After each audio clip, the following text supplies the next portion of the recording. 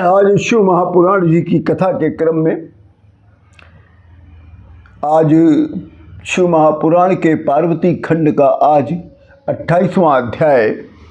इस अध्याय का नाम है शंकर भगवान का पार्वती के समक्ष प्रकट होना और पार्वती का वरण करना। जब पार्वती देवी तपस्या कर रही थी तो शंकर भगवान वृद्ध ब्राह्मण ब्रह्मचारी के वेश में उनकी परीक्षा ले रही थी। तब पार्वती देवी कहती है कि हे ब्राह्मण ब्रह्मचारी,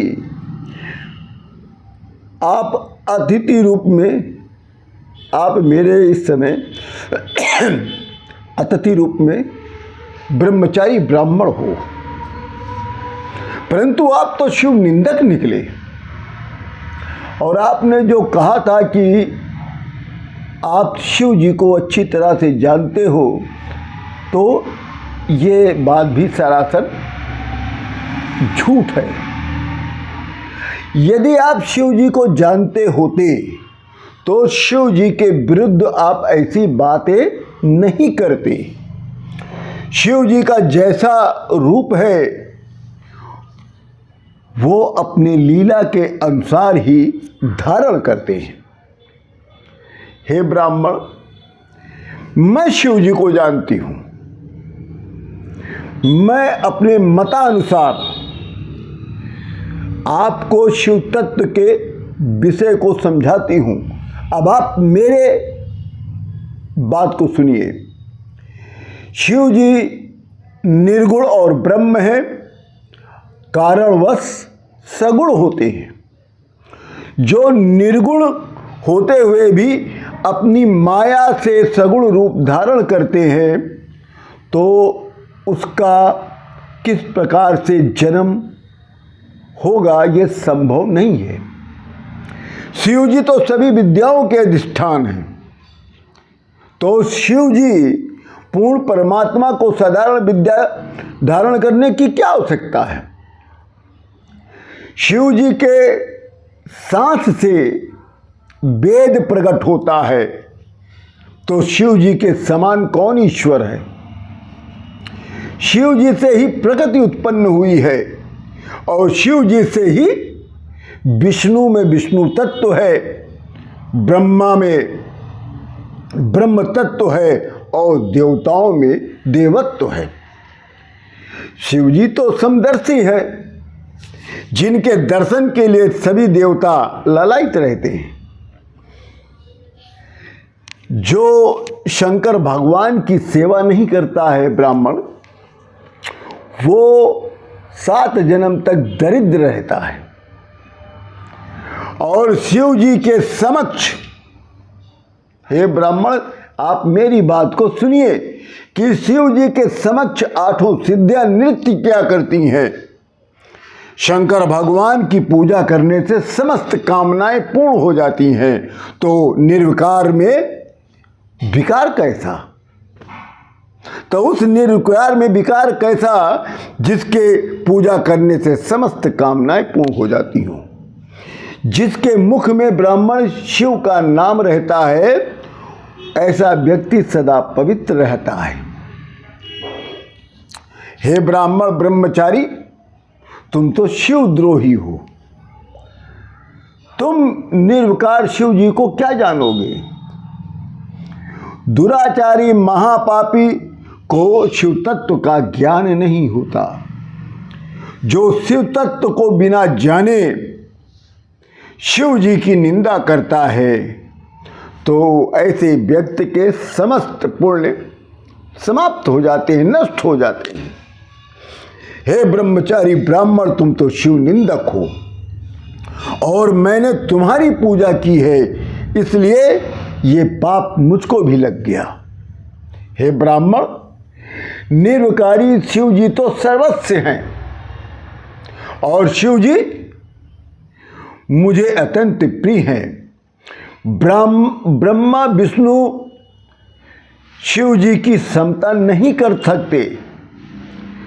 इन्हीं सर्वेश परमेशान भक्त वत्सल अनुग्रह करने वाले शिव जी को प्राप्त करना मेरी अभिलाषा है। इसके बाद पार्वती देवी जी शांत हो जाती हैं, अपनी सखी विजया से कुछ कहती हैं। पार्वती देवी अपनी विजया से सखी से कहती हैं कि हे सखी, तुम इस शिव निंदक को बाहर निकाल दो, इसको बाहर जाने को कह दो, क्योंकि केवल शिव निंदक को ही पाप नहीं लगता शिव की निंदा करने से, शिव निंदक के मुख से सुनने से भी सुनने वाले को भी पाप लगता है। इसलिए शिव भक्त को शिव निंदक का बंद कर देना चाहिए। यदि शिव निंदक ब्राह्मण है तो उसका त्याग कर देना चाहिए और उस स्थान का भी त्याग कर देना चाहिए। जब पार्वती देवी इतना कहकर अन्यत्र जाने लगी, तब ब्राह्मण ब्रह्मचारी शिव जी बोले। तब जब इतना कहने के बाद दुखी मन से पार्वती देवी जाने लगती हैं, तो ब्रह्मचारी ब्राह्मण के भेष में शंकर भगवान कहते हैं कि हे पार्वती देवी, तुम मुझे छोड़कर कहाँ जा रही हो? अब यहीं पर शंकर भगवान पार्वती देवी को अपना दर्शन देते हैं। इस शंकर भगवान का ये बातों को सुनिए, बड़ा आनंद आएगा। कहते हैं कि हे पार्वती देवी, तुम मुझे छोड़कर, मेरा त्याग करके कहाँ जाती हो?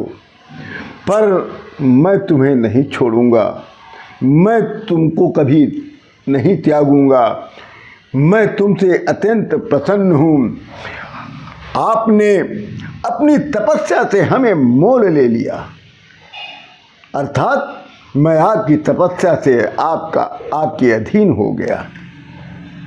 इसी समय शंकर भगवान अपने स्वरूप में आ जाते हैं और कहते हैं, हे पार्वती देवी, मैं तो तुम्हारा दास हूँ।